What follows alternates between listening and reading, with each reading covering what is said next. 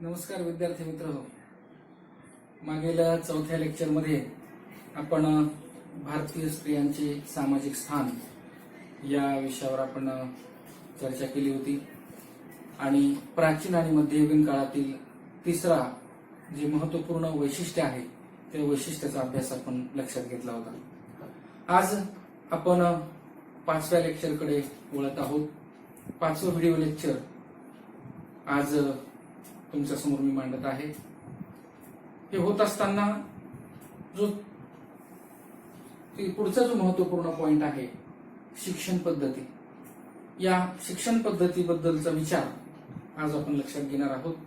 प्राचीन आणि मध्ययुगीन कालखंडामध्ये शिक्षण पद्धती कशी होती. आता प्राचीन संस्कृती म्हणून हडप्पा संस्कृती, सिंधू संस्कृती आपल्याला माहिती, आणि या हडप्पा संस्कृतीमध्ये उत्खननामध्ये जे शिलालेख सापडले आणि त्यावर जी लिपी सापडली यावरून आपल्याला असं लक्षात येतं की त्याही काळामध्ये लिपीचा वापर लोक करत होते. आणि त्यानंतर वैदिक कालखंडाचा उदय झाला आणि वैदिक कालखंडाच्या सुरुवातीच्या कालखंडाचा जर आपण विचार केला, सुरुवातीच्या काळाचा आपण विचार केला तर वैदिक काळामध्ये वैदिक ग्रंथांचं अध्ययन आणि अध्यापन मोठ्या प्रमाणात व्हायचं. संपूर्ण वैदिक साहित्य हे संस्कृत भाषेमध्ये होतं. साहित्य म्हणजे काय? साहित्य म्हणजे ग्रंथ संपदा, पुस्तकं, ग्रंथ, त्याला आपण साहित्य म्हणतो. आणि हे सर्व साहित्य कोणत्या भाषेत होतं? संस्कृत भाषेमध्ये होतं मित्रांनो. आणि त्या कालखंडातील जी लोकभाषा होती किंवा स्थानिक भाषा होती ही संस्कृत नव्हती. तर मग संस्कृत ही भाषा एका विशिष्ट वर्णाची किंवा वर्गाची होती. आणि म्हणून आपल्याला संस्कृत आणि स्थानिक भाषा याच्यामध्ये प्रचंड मोठा फरक असलेला जाणवतो शिक्षण पद्धती अभ्यासत असताना. त्याचप्रमाणे जे 4 महत्वपूर्ण वेद होते त्या 4 वेदापैकी अथर्ववेद आणि यजुर्वेदामध्ये अशा पद्धतीचं सांगण्यात आलेलं आहे की स्त्रियांसह त्या कालखंडामध्ये प्रत्येक व्यक्तीला शिक्षणाचा अधिकार आहे. आपण शिक्षण पद्धतीमध्ये सुरुवातीचा कालखंड लक्षात घेतो आहोत, पूर्व वैदिक कालखंड लक्षात घेतो आहोत. आणि या कालखंडामध्ये अथर्ववेद आणि यजुर्वेद या ग्रंथांच्या मध्ये असं सांगितलं की त्या काळातील स्त्रियांसहित प्रत्येक व्यक्तीला कशाचा अधिकार आहे? शिक्षणाचा. आणि दुसरी महत्वाची गोष्ट, वैदिक शिक्षणासाठी गुरुकुलामध्ये प्रवेश, गुरुकुलामध्ये जावं लागायचं. गुरुकुल म्हणजे काय?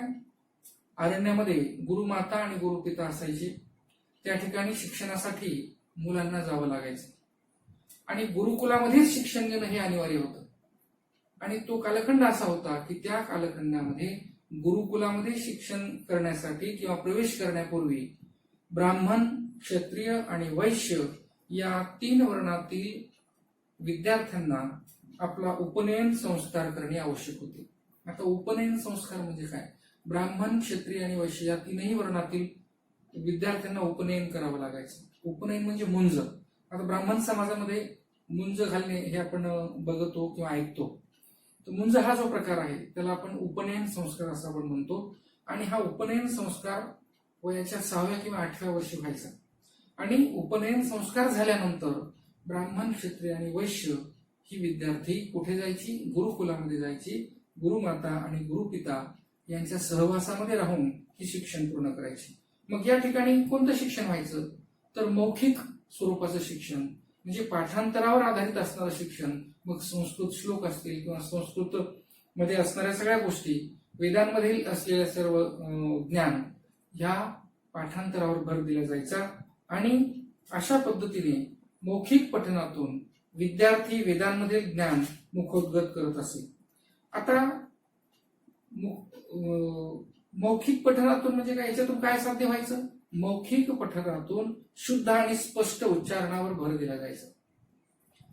संस्कृत शब्द असायचे, त्याचा प्रत्येक शब्द हा शुद्ध आणि स्पष्ट असला पाहिजे. इतकंच नाही तर तल्लख बुद्धी आणि व्यक्तिमत्व विकास हे दोन्ही उद्दिष्ट या मौखिक पठणाच्या माध्यमातून, गुरुकुलातील शिक्षणाच्या माध्यमातून साध्य करण्याचा प्रयत्न हा केला जायचा. मग वैदिक कालखंडामध्ये सत्यावर आधारित आचरण, धर्म आणि कर्तव्याचे पालन करणे, गुरुमाता आणि गुरुपिता यांची सेवा करणे किंवा अतिथी सेवा करणे. क्षत्रिय वर्णातील जे विद्यार्थी असायचे ते विद्यार्थी प्रशासन आणि युद्धनीतीचा अभ्यास करायचे. त्यानंतर वैश्य वर्णाचे जे विद्यार्थी असायचे ते उद्योग आणि व्यवसायाशी संबंधित शिक्षण घ्यायचे. तर शूद्र वर्णातील जे विद्यार्थी असायचे ते मात्र शेती आणि पशुपालन यांचे शिक्षण घ्यायचे. आणि मग ब्राह्मण वर्ण हा जो होता, जो वर्ण सर्वोच्च वर्ण किंवा उच्च वर्ण म्हटला जायचा, तर हा वर्ण चारही वेदांवर जोपर्यंत प्रभुत्व होत नाही तोपर्यंत ब्राह्मण वर्णातील विद्यार्थी त्या गुरुकुलामध्येच वास्तव्य करायचे. आणि चारही वेदांचा पूर्ण अभ्यास झाल्यानंतर किंवा ब्रह्मतत्वाचे ज्ञान प्राप्त केल्यानंतर मग त्यांना गुरुकुल सोडण्याची परवानगी असायची. आणि म्हणून जो ब्रह्मतत्वाचे तत्वज्ञान जाणतो किंवा ज्ञान प्राप्त करतो त्याला ब्राह्मण असं म्हटलं जातं, असंही आपल्याला या माध्यमातून लक्षात येतं. आणि म्हणून अशा पद्धतीने हे चारही वर्णाचे विद्यार्थी गुरुकुलामध्ये जाऊन शिक्षण घ्यायचे आणि त्या ठिकाणी जाऊन आपलं शिक्षण आत्मसात करायचे. मग काळ पुढे सरकत गेला आणि उत्तर वैदिक कालखंडाचा जर आपण विचार केला तर उत्तर वैदिक काळामध्ये स्त्रियांनी वेदांचे शिक्षण घेण्यावर बंधन आले. आता पहा, वैदिक कालखंडच आहे, परंतु आपण प्रत्येक पॉइंटमध्ये उत्तर आणि पूर्व हे दोन कालखंड वैदिक कालखंडाचे लक्षात घेतले. पूर्व कालखंड म्हणजे अगदी सुरुवातीच्या कालखंडात खरोखरच स्त्रियांच्या बाबतीत जर विचार केला तर प्रत्येक गोष्टीमध्ये आपल्याला पुरुषांच्या बरोबरीचं स्थान लक्षात येतं. परंतु जसजसा काळ पुढे सरकत जातो आणि उत्तर वैदिक कालखंड येतो तेव्हा मात्र परिस्थिती बदललेली असते आणि म्हणून स्त्रियांनी वेदांचे शिक्षण घेण्यावर बंधन यायला सुरुवात झाली. त्याचप्रमाणे याच काळामध्ये यज्ञ संस्थेला महत्व प्राप्त झालं. इतकंच नाही तर इसवी सनाच्या पहिल्या शतकात भारतातील पहिल्या जनपदाचा उदय झाला. आता जनपद म्हणजे काय? पहिल्या शतकामध्ये जनपदाचा उदय.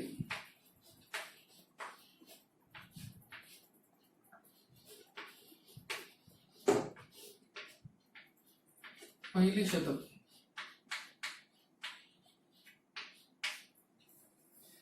आता जनपदाचा अर्थ, जनपद म्हणजे तेथील विशिष्ट समूहाचा आणि परिसराचा प्रमुख. जसं आपल्याकडे पुढारी असतो किंवा निवडून आलेला एखादा नेता असतो, तो त्या विशिष्ट परिसराचा आणि समूहाचा जसा प्रमुख असतो तसा त्या कालखंडामध्ये त्याला जनपद असं म्हटलं जायचं. आणि हा जनपद तेथील विशिष्ट भूप्रदेशाचा आणि समूहाचा तो प्रमुख असायचा. आता हे जे नंतरच्या कालखंडामध्ये जनपदांच्या विस्तारवादी धोरणामुळे आपसातच जनपदांच्या मध्ये सत्ता संघर्ष व्हायला सुरुवात झाली. प्रचंड मोठ्या प्रमाणात सत्ता संघर्षामध्ये वाढ झाली आणि यामुळे अनेक जनपदांना स्वतःची सत्ता गमवावी लागली. स्वतःचं जे वर्चस्व होतं, अस्तित्व होतं ते गमवावं लागलं, कारण त्यांच्यामध्ये सत्ता संघर्ष पेटला होता.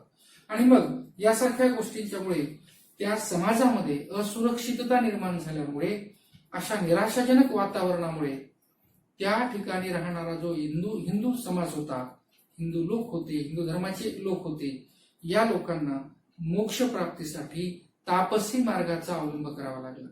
मग आता ही तापसी मार्ग म्हणजे काय? तापसी मार्ग म्हणजे अरण्यात जाऊन समूहापासून समाजापासून दूर जाऊन तपश्चर्येवर भर देणे. कारण का त्यांना समाजापासून दूर जावं लागलं मोक्ष प्राप्तीसाठी? कारण समूहामध्ये किंवा समाजामध्ये जनपदांचा सत्ता संघर्ष चालू होता आणि त्यामुळे वातावरण हे असुरक्षित निर्माण झालेलं होतं. आणि म्हणून मोक्षपद प्राप्त करण्यासाठी अनेक लोकांनी कोणता मार्ग स्वीकारला? तापसी मार्ग स्वीकारला आणि ते तपश्चर्येसाठी समूहापासून आणि समाजापासून दूर अरण्यात जाऊ लागले. याच कालखंडामध्ये भारताच्या पूर्वेकडील प्रदेशामध्ये यज्ञापेक्षा मानवी कल्याणावर भर देणाऱ्या आणि ईश्वराच्या अस्तित्वाचा विचार करणाऱ्या तत्वज्ञानाचा उदय झाला. म्हणजे ईश्वराचं अस्तित्व मान्य करणारा आणि यज्ञापेक्षा मानवी कल्याणावर भर देणारे विचार हळूहळू रुजवण्यात येऊ लागले किंवा लक्षात येऊ लागले. मग श्रमण आणि परिव्राजक हे जे पंथ आहेत, हे आध्यात्मिक पंथ या कालखंडामध्ये हळूहळू उदयास आले. कोणते पंथ? श्रमण आणि परिव्राजक पंथ.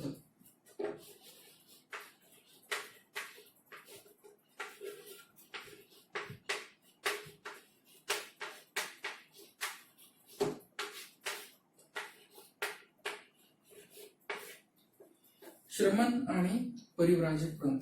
आता या ठिकाणी या नव्या पंथांनी वैदिक पुरोहितांचे वर्चस्व अमान्य केले. हे नवीन पंथ निर्माण झाले आणि जो उच्चवर्णीय समाजातील पुरोहित वर्ग होता त्याचं अस्तित्वच अमान्य या पंथांनी केलं. इतकंच नाही तर अहिंसा किंवा प्राणी मात्रांवर इजा न करणे या गोष्टींना पायाभूत मानून वर्धमान मानलं आणि अशा पद्धतीने ही पंथ पुढे येऊ लागली. मग याचाच अर्थ असा की वर्धमान महावीर आणि गौतम बुद्ध यांचा उदय या कालखंडामध्ये झाला असं आपल्याला या ठिकाणी म्हणता येईल.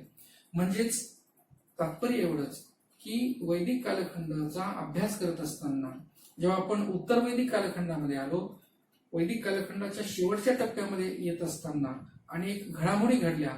स्त्रियांच्या बाबतीत शिक्षणाला दुय्यम स्थान देण्यात आलं आणि त्याच कालखंडामध्ये भगवान गौतम बुद्ध आणि वर्धमान महावीर यांचा उदय झाला, हे आपल्याला लक्षात घ्यावं लागतं.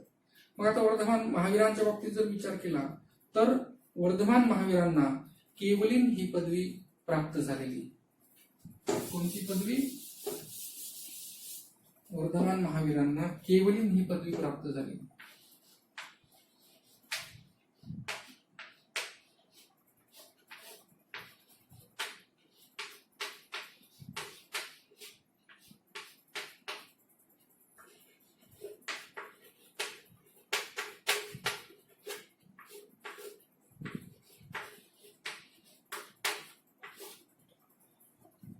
वर्धमान महावीरांनी कोणती पदवी प्राप्त केली? केवलीन. केवलीन म्हणजे काय? सर्वज्ञ.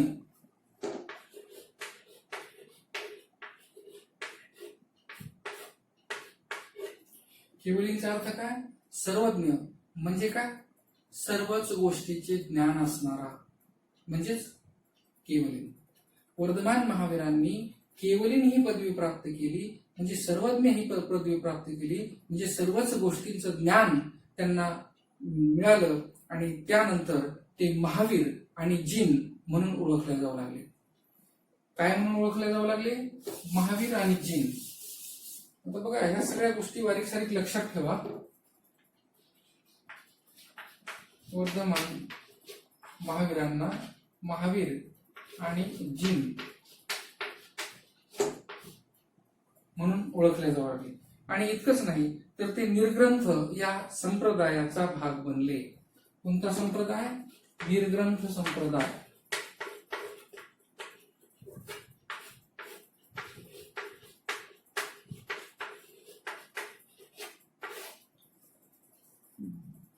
वर्धमान महावीरांच्या बाबतीतला जर आपण विचार केला तर वर्धमान महावीरांना कोणती पदवी भेटली? केवलीन ही पदवी भेटली. केवलीन म्हणजे काय? सर्वज्ञ, सर्व गोष्टींचं ज्ञान असणारा. आणि यामुळे त्यांना महावीर आणि जिन म्हणून ओळखले जाऊ लागले आणि हे निर्ग्रंथ संप्रदायाचा भाग बनले. आता मग निर्ग्रंथ म्हणजे नेमकं काय? तर निर्ग्रंथ हा जो संप्रदाय होता या निर्ग्रंथ संप्रदायालाच पुढे जैन असं म्हटलं जाऊ लागले. याला नंतर पुढे नाव काय पडलं? जैन. आणि यावरूनच जैन धर्म असं आपल्याला या ठिकाणी म्हणता येईल. मग जैन म्हणजे काय? जैन म्हणजे जीन. बघा, जैन म्हणजे कोण? जीन.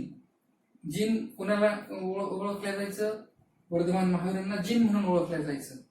आणि जैन याचा अर्थ काय? जैन याचा अर्थ जीन. आणि जीन म्हणजे काय?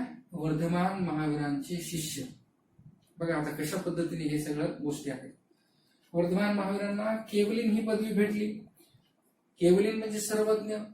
आणि त्यानंतर त्यांना महावीर आणि जिन म्हणून ओळखले जाऊ लागले. त्यांनी निर्ग्रंथ संप्रदाय हा त्यांचा भाग बनला. निर्ग्रंथलाच काय म्हटलं जाऊ लागले? जैन. जैन म्हणजेच काय? जिन. जिन म्हणजे काय? जिन म्हणजे वर्धमान महावीरांचे शिष्य. तर अशा पद्धतीने ह्या सगळ्या गोष्टी आपल्याला लक्षात आल्या पाहिजे. बऱ्याचदा एका वाक्यात उत्तर द्यासाठी आपल्याला हे विचारलं जाऊ शकतं, जैन धर्मात जिन या शब्दाचा अर्थ काय? जिन म्हणजे काय? मग वर्धमान महावीरांचे शिष्य म्हणजे जैन, ज्यांना जैन असं म्हटलं जातं. बरोबर. ह्या सगळ्या गोष्टी, छोट्या छोट्या गोष्टी आपण वहीमधून टिपून घेतल्या पाहिजे, लिहून घेतल्या पाहिजे, जेणेकरून आपल्याला परीक्षेच्या वेळी ह्या सर्व गोष्टी लक्षात येत असतात. यानंतर वर्धमान महावीर जवळजवळ 3 दशके म्हणजे 30 वर्ष संपूर्ण भारतभर फिरले आणि भारतभर फिरून त्यांनी आपल्या ओजस्वी वाणीतून जैन तत्वज्ञान सांगण्याचा प्रयत्न केला. आणि खरोखरच ज्या ज्या ठिकाणी भ्रमंतीच्या वेळेस जे वर्धमान महावीर जायचे त्यांची वाणी अतिशय सुंदर होती, छान होती, ओजस्वी वाणी होती. आणि त्यांच्या त्या वाणीतून जेव्हा ते आपले शब्द बाहेर लोकांसमोर मांडायचे तेव्हा हजारो लोक त्यांची ती वाणी ऐकण्यासाठी, शब्द ऐकण्यासाठी एकत्र यायचे. आणि म्हणून ते आपल्या वाणीच्या माध्यमातून जनतेवर, समाजावर, शिष्यांच्या वरती मोहिनी घालायचे. आणि जवळजवळ 30 वर्ष 3 दशकं ते फिरले.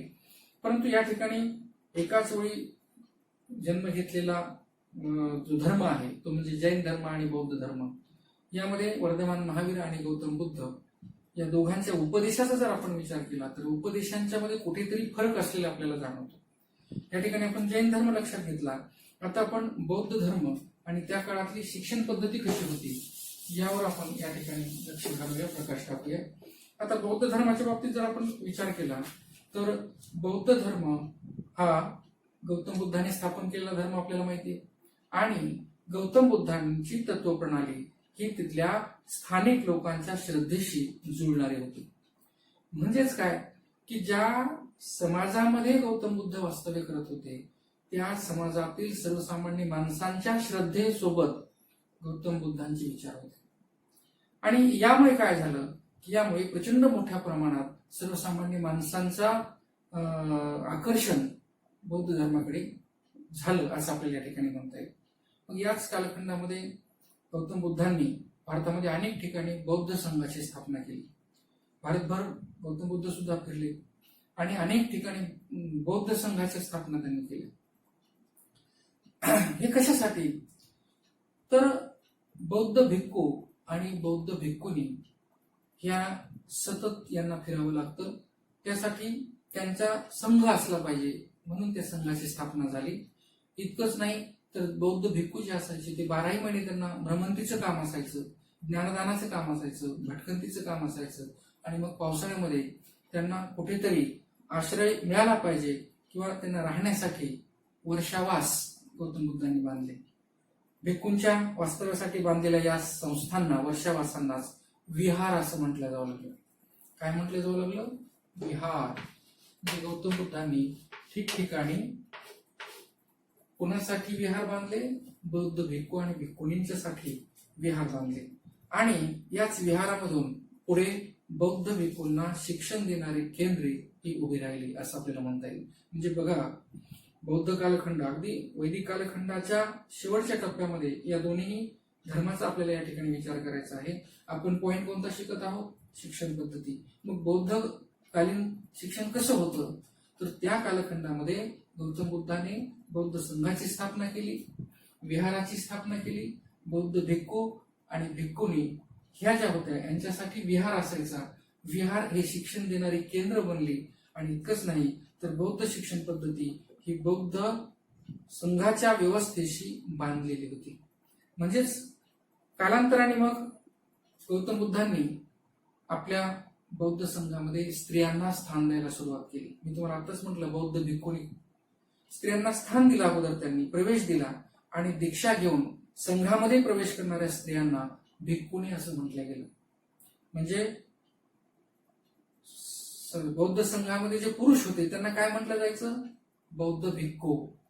आणि जेव्हा स्त्रियांना प्रवेश द्यायला सुरुवात झाली आणि स्त्रियांनी दीक्षा घेऊन त्या संघामध्ये प्रवेश केला तर त्यांना काय म्हटलं जायचं? बौद्ध भिक्खुनी असं म्हटलं जायचं.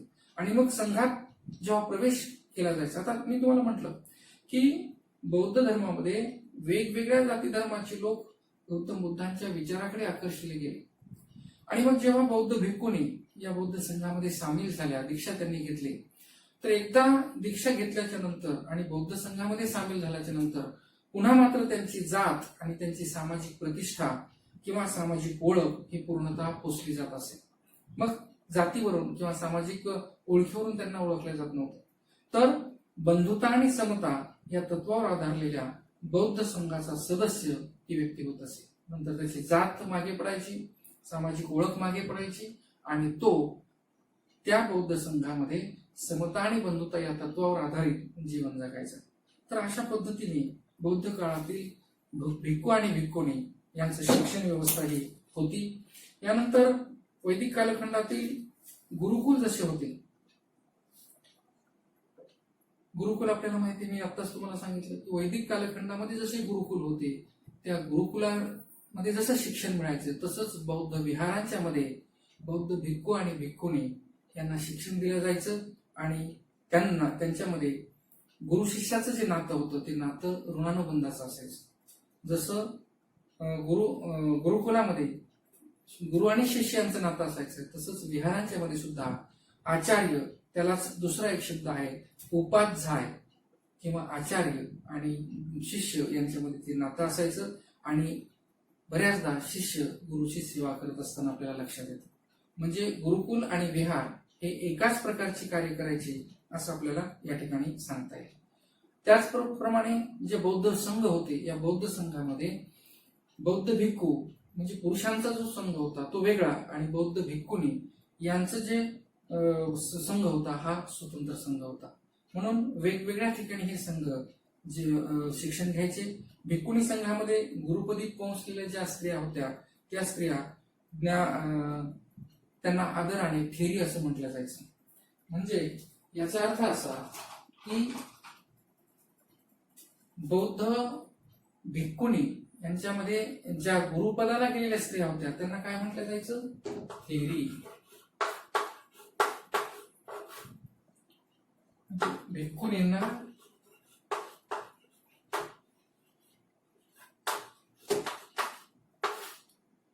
थेरी असं म्हटलं जायचं. आणि मग बौद्ध भिक्खूंना काय म्हटलं जायचं, थेरो.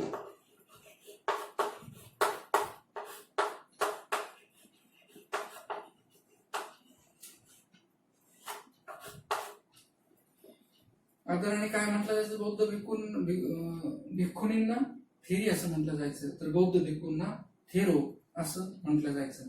गौतम बुद्धांची जी शिकवण होती ती खरोखरच मानवतावादी तत्वज्ञानाचा पाया होती. आणि त्या कालखंडामध्ये जे नालंदा आणि तक्षशिला जे आजही अस्तित्वात आहेत, त्या कालखंडातील नालंदा आणि तक्षशिला नावाचे जे विद्यापीठ होते, हे विद्यापीठ बौद्ध धर्म आणि साहित्य यांचे अध्ययन आणि अध्यापन करणारं विद्यापीठ होतं, जे आजही आपल्याला पाहायला मिळतं. आणि अध्ययन अध्यापन करण्याची ही जी परंपरा होती ही बौद्ध विहारांमधून आजही आपल्याला पाहायला मिळते. आजही या भारतीय समाजामध्ये जर बौद्ध विहार आपण पाहिले तर आजही या बौद्ध विहारांमधून अध्ययन आणि अध्यापनाचं काम किंवा शिक्षण देण्याचं काम, बौद्ध धर्माचेच तत्वज्ञान सांगण्याचं काम प्रचंड मोठ्या प्रमाणात बौद्ध भिक्खू करत असताना आपल्याला पाहायला मिळतात. म्हणून आजही या बौद्ध धर्माचे काम चालू असलेलं आपल्याला पाहायला मिळतं. बौद्ध शिक्षण पद्धतीचा इतिहास हा पर्यायाने बौद्ध संघ आणि बौद्ध विहार यांचा इतिहास आहे असं आपल्याला म्हणता येईल. ज्याप्रमाणे वैदिक परंपरेतील शिक्षण पद्धतीमध्ये यज्ञ संस्था होती, ही सगळी शिक्षण पद्धती गुंफलेली होती, तसंच बौद्ध धर्माची शिक्षण पद्धती ही बौद्ध विहार आणि बौद्ध संघ यांच्या भोवती गुंफलेली होती असं चीनी भिक्खू प्रवासी ह्युएन संघ यांनी म्हटलं होतं. आणि म्हणून अशा पद्धतीने आपल्याला या बौद्ध धर्माचा विस्तार किंवा बौद्ध धर्मातील शिक्षण पद्धती लक्षात घेता येईल. यानंतर याच शिक्षण पद्धतीच्या पॉइंटमध्ये संगम काळात शिक्षण पद्धती कशी होती हे आपण थोडक्यात लक्षात घेऊ. संगम काळात मात्र शिक्षण पद्धती अधिक व्यापक होती. म्हणजे कशी होती, म्हणजे तत्कालीन शिक्षण धर्म आणि जात या गोष्टींवर अवलंबून नव्हतं. धर्म आणि जातीचा शिक्षणाशी कुठलाही संबंध नव्हता. एखाद्याच समाजाला श्रेष्ठ स्थान दिलं गेलं पाहिजे असंही मानणारा हा संगम कालखंड नव्हता. म्हणजेच धर्म, जात आणि वर्ण या कुठल्याही गोष्टीला प्राधान्य न देता प्रत्येकाला समतेच्या तत्वावर शिक्षण देणारा काळ म्हणजे संगम काळ होता. याच कालखंडामध्ये व्याकरण, काव्य, गणित, खगोलशास्त्र, ललित कला, संगीत, नृत्य, नाट्य, चित्रकला, शिल्प आणि स्थापत्य या अभ्यासाचे खास विषय अभ्यासले जायचे. कोणत्या कालखंडामध्ये, संगम कालखंडामध्ये. तर अशा पद्धतीने हा संगम कालखंड होता की ज्या कालखंडामध्ये उच्च निस्ता नव्हती, भेदभाव नव्हता किंवा कुठल्या एका विशिष्ट वर्णाला किंवा वर्गाला स्थान नव्हतं. परत काळ पुढे सरकत गेला आणि मध्ययुगीन कालखंडामध्ये शिक्षण पद्धतीमध्ये इस्लाम धर्माच्या शिक्षणाला अधिक महत्व प्राप्त झालं, इस्लामचं शिक्षण. आता याही शिक्षणाचा आपल्याला या ठिकाणी विचार करावा लागेल. इस्लामिक शिक्षण पद्धतीमध्ये इस्लामवर श्रद्धा असणाऱ्या सर्व वर्गातील व्यक्तींना प्रवेश असायचा. आता बघा, मध्ययुगीन कालखंड आणि या कालखंडामध्ये इस्लामिक शिक्षणाला महत्व प्राप्त झालं. मग हे इस्लामिक शिक्षण कोणी घ्यायचं? तर मग या देशामध्ये असणारा कुठल्याही जातीचा किंवा धर्माचा व्यक्ती असेल, त्याला जर इस्लामिक शिक्षण जर आवडलं तर तो अशा पद्धतीचं इस्लामिक शिक्षण हा घ्यायचा. मग आता या इस्लामिक शिक्षणामध्ये कोणकोणत्या 3 मूलभूत संस्था निगडीत होत्या, त्या 3 संस्थांचा आपण या ठिकाणी अगोदर पटकन अभ्यास करूया. इस्लामिक संस्था 3. पहिली होती मक्ताब.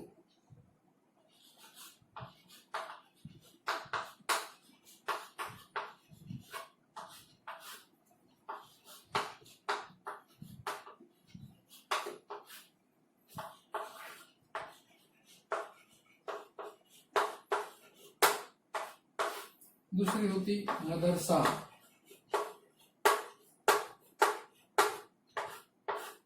आणि तिसरी होती खानक्वा.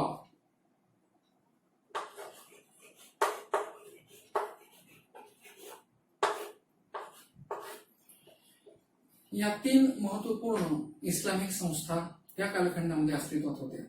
आता या 3ही इस्लामिक संस्थांचा आपण थोडक्यात त्याचं विश्लेषण लक्षात घेऊ. आता मक्ताब म्हणजे नेमकं काय याबद्दलचा आपण अगोदर विचार करू. मक्ताब म्हणजे मशिदीशी संलग्नित असणारी प्राथमिक शिक्षण देणारी संस्था म्हणजे मक्ताब. म्हणजे मक्ताब कोणतं शिक्षण द्यायची? प्राथमिक शिक्षण द्यायची. आणि कशाशी संबंधित? मशिदीशी. म्हणजे त्यांचं जे पवित्र स्थळ होतं मशीद, या मशिदीमध्ये प्राथमिक शिक्षण देणारी ही संस्था कार्यरत असायची. आणि मग यामध्ये साधारणपणे वयाच्या 4थ्या वर्षी या मक्ताबमध्ये विद्यार्थ्यांना प्रवेश मिळायचा. आणि मग प्रवेश मिळाल्याच्या नंतर प्राथमिक शिक्षणामध्ये विद्यार्थ्यांना वाचन करणे, पठण करणे, लेखन करणे, अंकगणित यावर भर दिला जाईल. आणि लिपी आणि लेखन यांच्या अध्ययनासाठी अनेक तास या मक्ताबमध्ये मुलांच्या वरती खर्ची घातले जायचे. इतकंच नाही तर वयाच्या 7व्या वर्षापासून याच विद्यार्थ्यांना कुराणाच्या अध्ययनास सुरुवात केली जायची. म्हणजे इस्लाम धर्माचा जो पवित्र धर्मग्रंथ आहे कुराण, कितव्या वर्षी कुराणाचा अभ्यास सुरू व्हायचा?